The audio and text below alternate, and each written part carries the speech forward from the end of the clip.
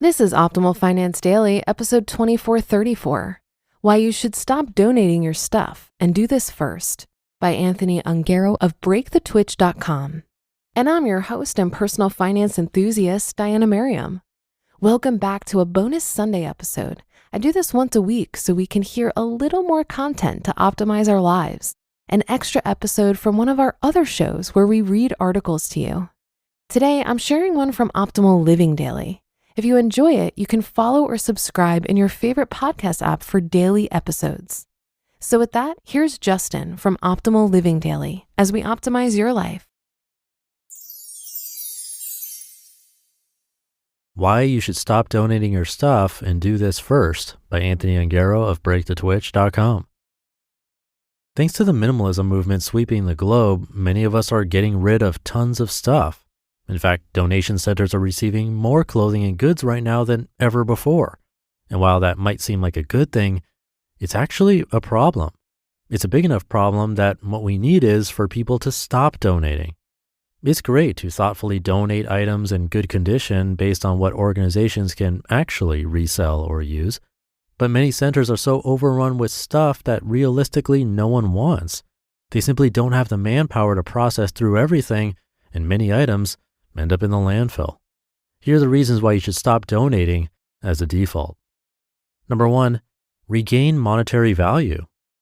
There's an obvious reason you should seriously consider selling things instead of donating or giving them away.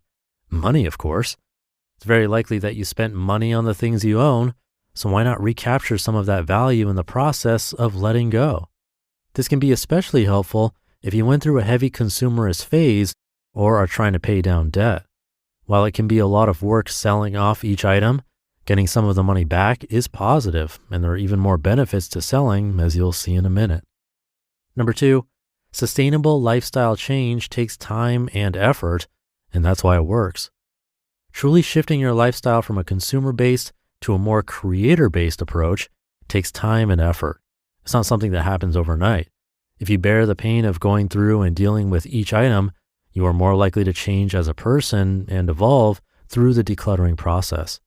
Selling off your items one by one is a conscious act and reminder to be more intentional with future items you bring into your life. Dropping a bunch of things off at the donation center really just makes your clutter someone else's problem.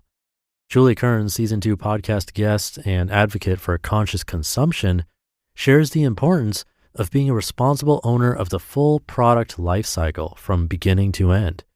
Over the past several years, and especially the 2 months before our big move, Amy and I sold a lot of our furniture and items.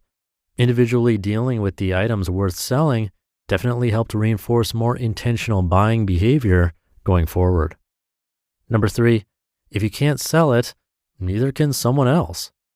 Another benefit of selling instead of donating an item is it's an indication of whether it's really something that ought to be donated.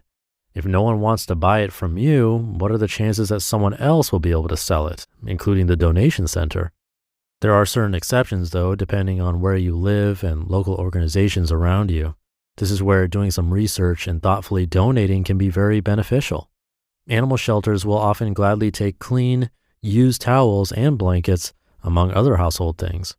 Homeless or transition shelters will often take toiletries, makeup, towels, books, and many other household items. Checking with local organizations is a great way to intentionally donate items you no longer need or want.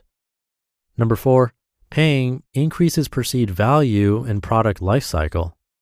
When someone is specifically looking for your item and is willing to pay for it, they'll appreciate the item more. The person also has a higher likelihood of using the item. This extends the product life cycle of the item. It also results in a lower carbon footprint since the person didn't buy a new item. It's also a great feeling knowing your unwanted or unused item is going to a motivated buyer. As we were selling off our things, it was reassuring to know that people had a need for those items. And number five, more likely to buy used, save money and reduce consumption.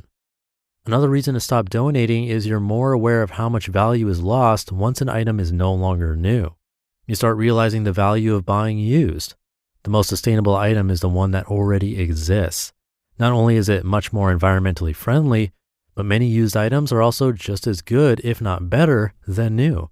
Older items sometimes are composed of better materials and thus last longer. Before leaving Minneapolis, I bought this awesome electric guitar for my friend Adam. I researched amps to play the guitar through and discovered they were $600 new. Searching on Craigslist, I found the exact amp for $300 instead. It's actually better than buying new since older mechanical amps have a soulful sound that the new ones just don't have. It can be a wonderful thing to donate items in good condition that are usable, needed, or easily resellable, but it's time for us to take more ownership of the full product life cycle.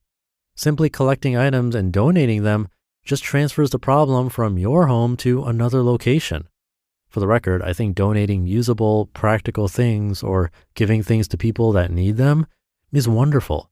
Still donate things, just don't default to it. Selling items gives you money back, reinforces a more intentional mentality, and is better for the environment. You just listened to the post titled, Why You Should Stop Donating Your Stuff and Do This First by Anthony Ongaro of BreakTheTwitch.com. And thank you to Anthony.